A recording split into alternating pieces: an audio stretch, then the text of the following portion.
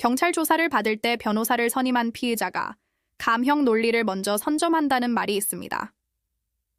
수사기관은 혐의를 입증해야 하지만 피의자는 자신의 행동을 방어하고 설명할 기회를 얻게 됩니다. 이때 어떤 논리로 어떻게 설명하느냐에 따라 사건의 방향이 크게 달라질 수 있습니다. 특히 초기 경찰 조사 단계에서 어떤 진술을 하는지는 이후 재판까지 영향을 미칩니다. 변호사의 역할은 바로 이 첫 단추를 제대로 꿰는 것에서 시작합니다. 단순히 옆에 앉아 있는 것이 아니라 사건의 쟁점을 정확히 파악하고 의뢰인에게 가장 유리한 법적 주장을 구성해야 합니다. 예를 들어 절도나 성범죄, 보험 사기 같은 사건은 각 범죄 유형마다 다투어야 할 핵심 쟁점이 다릅니다. 저희는 사건을 맡을 때 처음부터 이 사건의 핵심 쟁점이 무엇인지, 어떤 증거가 중요할지, 그리고 수사 과정에서 어떤 변수가 생길 수 있을지를 먼저 분석합니다. 그리고 조사에 함께 참여해 의뢰인이 불리한 진술을 하지 않도록 보호하고 수사관의 질문 의도를 파악해 법리적으로 대응합니다.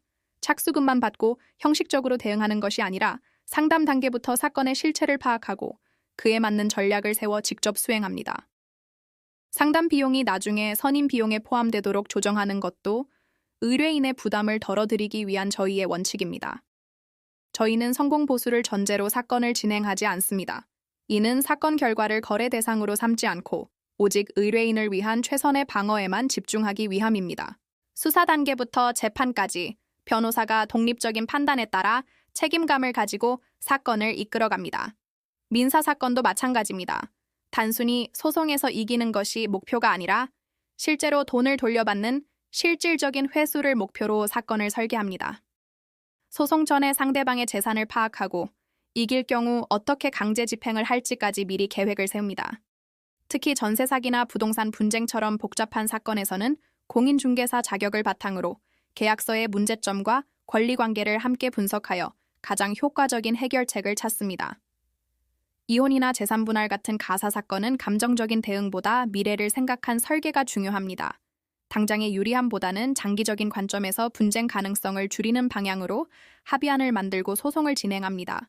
학교폭력, 군인 징계, 행정소송처럼 특수한 절차가 필요한 사건들도 각 분야의 특성을 정확히 이해하고 맞춤형으로 대응합니다.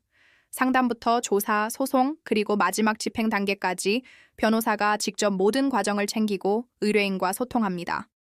2014년 문을 연 이후 저희는 단 한 건의 수임료 분쟁 없이 신뢰를 지켜왔습니다. 과장된 약속 대신 현실적인 가능성을 솔직하게 설명하고 최선의 결과를 만들기 위해 노력합니다. 이 모든 과정을 통해 의뢰인의 오늘뿐 아니라 내일까지 지키는 것, 이것이 법률사무소 아신이 일하는 방식입니다. 궁금한 점이 있다면 언제든 문의해 주세요.